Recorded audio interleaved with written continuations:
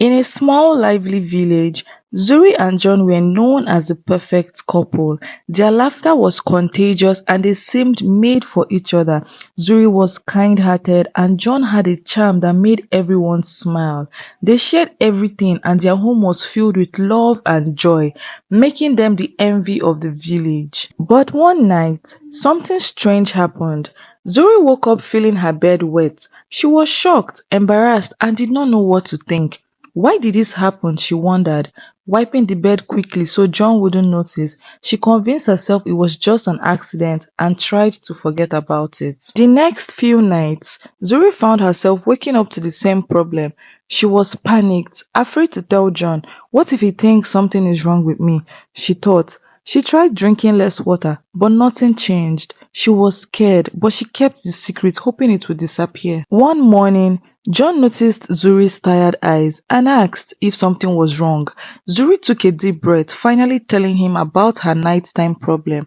At first, John seemed understanding. He even comforted her and promised to help. Zuri felt relief, but a strange look crossed John's face, almost like worry mixed with something else. They went to a doctor who suggested it could be related to an old trauma. Sometimes fear from our past can affect us in strange ways, he said. Zuri remembered a terrifying storm she had been caught in as a child, alone and crying for hours. She shuddered, hoping this could be fixed. The doctor prescribed medicine, but as the weeks passed, Zuri's condition didn't improve.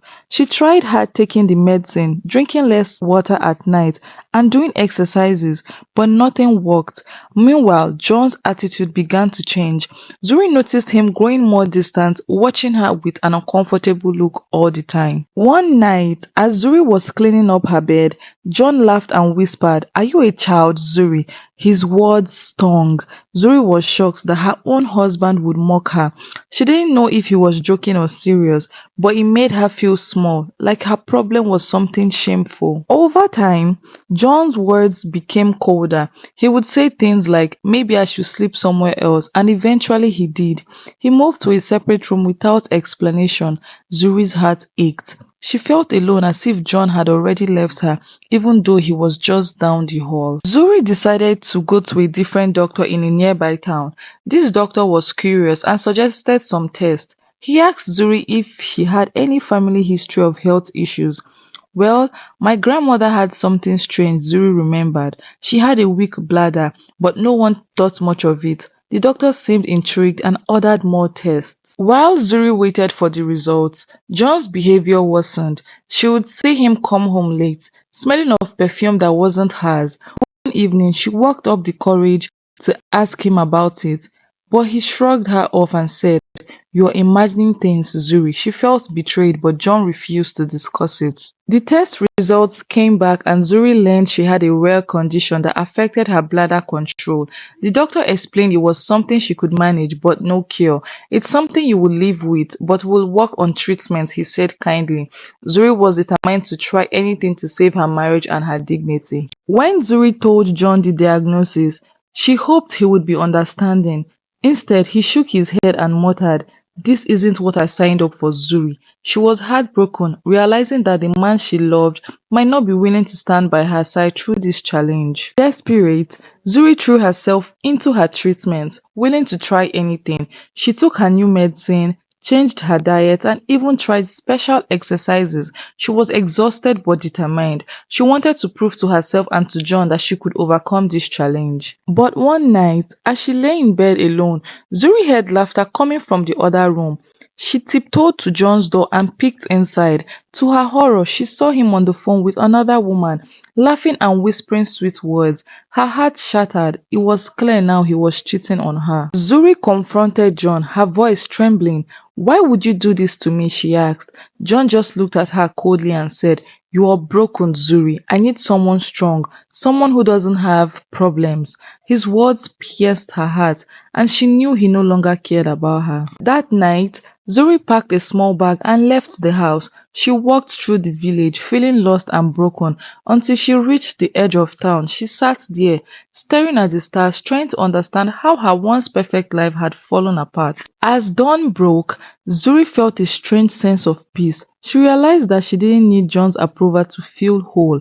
She was strong with or without him. She decided to return to the village with a plan to rebuild her life and find happiness regardless of her condition. Zuri returned home and set boundaries with John, letting him know she wouldn't tolerate his cruelty anymore. She focused on her treatment and began spending time with friends who lifted her spirits. She joined a local women's group and found support and encouragement that helped her feel alive again. One evening, Zuri was approached by a kind new doctor in the village. He had heard about her condition and offered to help her with innovative treatment he had learned in the city.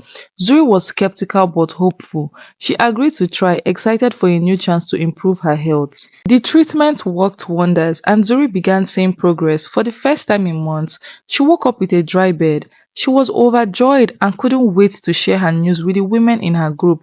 They cheered her on, celebrating her small victories. Meanwhile, John started noticing Zuri's newfound strength. She seemed happier and more confident, even as they lived separate lives in the same house. He watched as she began smiling again, and he felt pangs of regret, realizing what he had lost. Zuri blossomed, gaining back her self-worth. She began making handmade crafts, selling them in the village, and found joy in creating things. The women's group encouraged her to start her own business, and soon her crafts became popular, bringing her unexpected success. Word of Zuri's transformation spread, and one day John came to her with an apology. He claimed he missed her and wanted to try again, but Zuri looked at him, no longer feeling the same way. She realized she didn't need his validation to feel complete. She told him that she had forgiven him, but needed to focus on her happiness now. Zuri had found strength in herself and was no longer the same person who had once relied on him for love and support. She was proud of her journey and what she had overcome. Soon, Zuri's business took off and she became a respected figure in the village. People admired her resilience and determination. She found a new sense of family within her friends and supporters and felt happier than ever. Zuri even met a kind man in the village who appreciated her for who she was. He saw her strength and resilience and they slowly became friends. Over time, she felt the spark of true companionship, something she hadn't felt with John in a long time. John watched from afar, filled with regret and sadness. He realized that he had lost something truly special, but Zuri was happier now and knew she deserved someone who valued her unconditionally, health problems and all that. Zuri's new friend soon became someone very special to her, and they shared a bond built on understanding and trust. They laughed together and he always supported her during the challenges she faced. Zuri felt like she had found true love. She looked back at her journey, proud of her growth. The pain she had once felt seemed like a distant memory. She had learned to find happiness within herself and no longer felt defined by her condition. Zuri married her new love in a beautiful ceremony filled with joy and laughter. She knew she was cherished for who she was, flaws and all. She was grateful for every twist in her journey because it had led to a future filled with love, respect and true happiness. And Zuri lived happily ever after, stronger and happier than she had ever imagined. Thank you so much for watching. If you got to this point, please give this video a like. I really appreciate it. It will help grow my small YouTube channel. Please subscribe if you haven't. Leave a comment in the comment section. Let me know about how you feel about my videos. Turn on post notifications so you get notified once I upload more interesting and amazing content like this. See you guys in my next video. Bye.